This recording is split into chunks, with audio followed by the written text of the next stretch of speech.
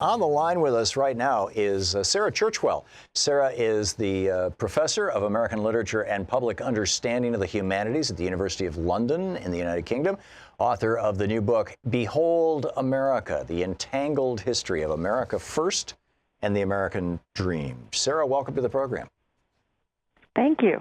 Thanks so much for writing this brilliant book. By the way, I should add, you can be tweeted at Sarah Churchwell. So, is there a website for the book? There's not a separate website for the book, but it's published by Basic Books, and Okay. And it can be accessed there. Cool. So tell us about the entangled history of America First and the American Dream. Give us the premise of the book. Well, what I wanted to do was to actually look into the history of these phrases that we're so familiar with as phrases rather than as ideas.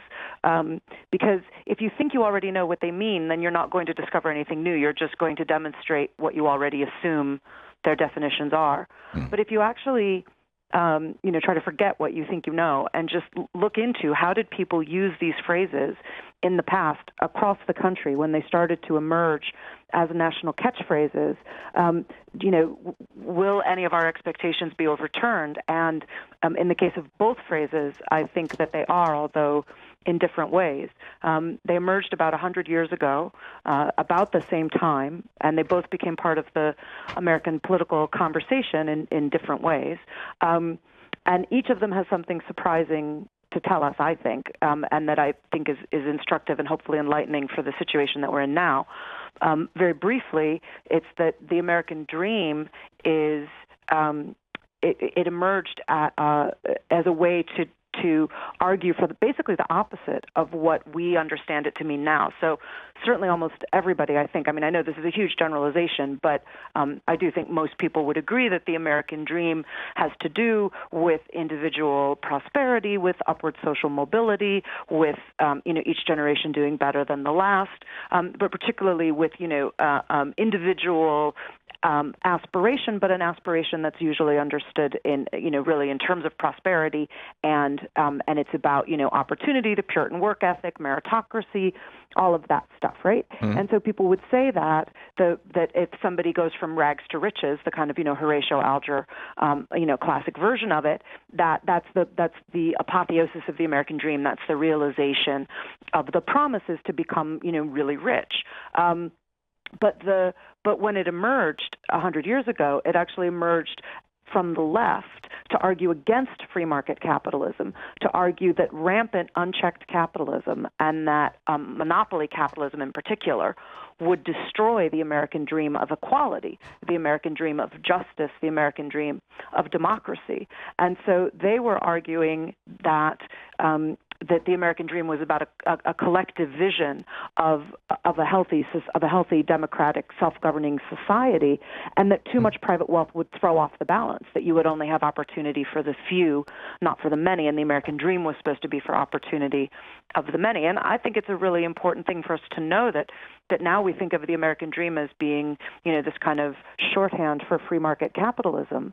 But when it emerged, it was arguing specifically against that kind of radical free market approach and saying that, arguing on behalf of regulation. And, to put that in the context of story, would it be that today increasingly, and I would say since the Reagan presidency, we've said that the American dream is Steve Jobs. It's somebody who, invents something and becomes a billionaire, or Bill Gates, or, fill in the blank. Whereas historically, and certainly this is my understanding of the American dream back when my dad used to talk about it. He worked in a tool and die shop his whole life, but he could put he raised 4 kids. He could put kids through college. It was a small, we grew up 6 of us in a 3-bedroom, 1-bathroom house, but it was, it seemed cool to us. That was the American dream. Yeah. He took a 2-week vacation every year. He bought a new car every 2 years. And he was a single breadwinner. That's the American dream, right, that you're talking about? Yeah, absolutely. And I think that's it, right, that the sense that the country was there to protect the rights of everyone and to aspire to equality of opportunity, but also that, so certainly that notion that if you work hard, you could provide for your family, all of those ideas that are under threat. But they've always been threatened by inequality, and when too much wealth is in the hands of too few people, that opportunity constricts for everybody else. But now too many people, in my view, would say that the solution is the American dream of individual free market opportunity, but that's just exacerbating the problem. Right. Whereas 100 years ago, they were arguing that reminding us that the American dream was not about wealth. The American dream was about democracy, equality, and justice, and that those things would be threatened by too much individual accumulation of wealth and power. So that some of the earliest examples I found said that a multimillionaire would be the death of the American dream, because that was the worst possible thing for the country, for that much wealth to be in the hands of so few. Wow. And then America First, the genesis of that phrase. Yeah. So America First, unlike the American dream, it hasn't kind of flipped its meaning like that, but it is an older and darker phrase than I think most people realize. When Trump resuscitated it and it began to be used again and commented on, a lot of people noted rightly that it was associated with Charles Lindbergh and the America First movement of 1940 and 1941 to keep America out of the Second World War. But it actually is a good 20 to 30 years older than that, and it was incredibly ubiquitous in the political conversation in America from 1915 going forward. It was the campaign slogan of Wilson and his Republican opponent in 1916. Wilson used it to urge America to stay out of the First World War. But very quickly it got taken up in the name of isolationism, protectionism. Harding ran on an America First platform in 1920 to keep America from signing the Treaty of Versailles and joining the League of Nations. He tried to pass a permanent protectionist tariff in the name of America First. And throughout the 1920s, again, in the name of America First, there were sweeping anti-immigration laws that were passed that were ruthlessly ethnic in their thinking, and indeed eugenicist, and that those were the immigration laws that established quotas of different ethnic communities. It was known as the National Origins Act. So only a certain number of people from a given ethnic origin were going to be allowed into the country, and that law held from 1924 to 1965. That was in the name of America First. So it was, as it is now, a way of talking about isolationism and protectionism. But at the same time, it became associated with the rising power of the Klu Klux Klan, which, of course, was very dominant in the 1920s. And they would carry America First banners. They took out advertisements saying that they were the America First Party. And they actually tried to copyright the slogan at one point. I mean, that was how much they kind of associated themselves with it. The thing that, and I think people know that, if people on social media and in journalism have commented on the fact that the KKK is associated with America First. I think much less well known is that at the same time in the early 1920s, when Mussolini was taking power in Italy, of course, that was when the word fascism entered the English language, was when Mussolini was using it. And what I found was that in this conversation around the country that was happening in the early 1920s, people were trying to understand what this new organization, the KKK, was all about.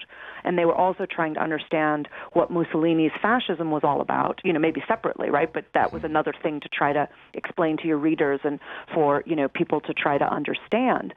And when people were trying to define these two things, they defined them in terms of each other. So what they said over and over again was, if you want to understand what the KKK stands for, it's basically what Mussolini is doing, but in America. Or if you want to know what Mussolini is doing, it's basically America First, but in Italy. It's Italy First. And they constantly treated them as synonymous and reciprocal. In other words, it was very, very clear to them that the KKK was a fascist organization and that America First was being used as a fascist slogan from as early as the 1920s. And it's just kind of everywhere in the political conversation in the 20s, and it increasingly became associated with white ethno-nationalist fascist movements, with an American fascism, a homegrown American fascism. And, I don't know about you, but when I was growing up, I wasn't learning about American fascist movements. I wasn't learning about the history of American Nazi movements. I wasn't really learning about the true horrors of the Klu Klux Klan and what they perpetrated. We learned about burning crosses. I didn't learn in school about spectacle lynching and about the fact that the KKK burned people alive up through at least 1934. And that was associated with ideas like America First. Wow. Yeah, neither did I. Sarah, we just have a minute and a half before we're going to hit a hard break here. What do we do with this knowledge? We're talking with Sarah Churchwell. Her new book is Behold America. Well, I hope we use it to fight back. I hope we use it to recognize the danger that I really do think that we're facing. I think that we use it to fight back against arguments that what we're looking at isn't fascism just because it's a 2018 version of it, and because it's a very American version of it. And I think we use it particularly to push back against arguments by the alt-right that, that this isn't fascism, that it's not Nazism. I am of the school that says if it walks like a duck and quacks like a duck, then it is one. And I think we have to recognize the danger that we're in order to fight it. So you're explicitly defining the Trump administration as fascists? I think that they are promoting fascist policies, unquestionably, and what that where that takes us is going to be a question that we don't know the answer to, and only history will show. But there are certainly some of the policies that they are supporting, particularly the white nationalist policies that they are supporting, they are fascist. And the authoritarian policies that they're trying to implement, some of those just are fascist policies. They are recognizably fascist. And the cult of personality that he's developing is recognizably fascist. The ways in which he wants the crowds to, whipping up their emotions and always against a different, demonizing groups of people, right. And saying that they're the enemy of the people. Again, this is straight out of the fascist playbook, and we have to recognize it as such.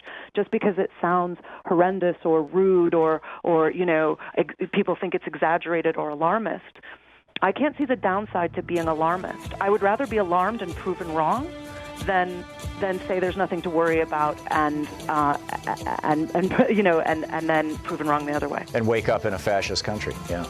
Behold America is the book. Sarah Churchwell is the author. The subtitle, The Entangled History of America First and the American Dream. It's brilliant. Sarah, thanks so much.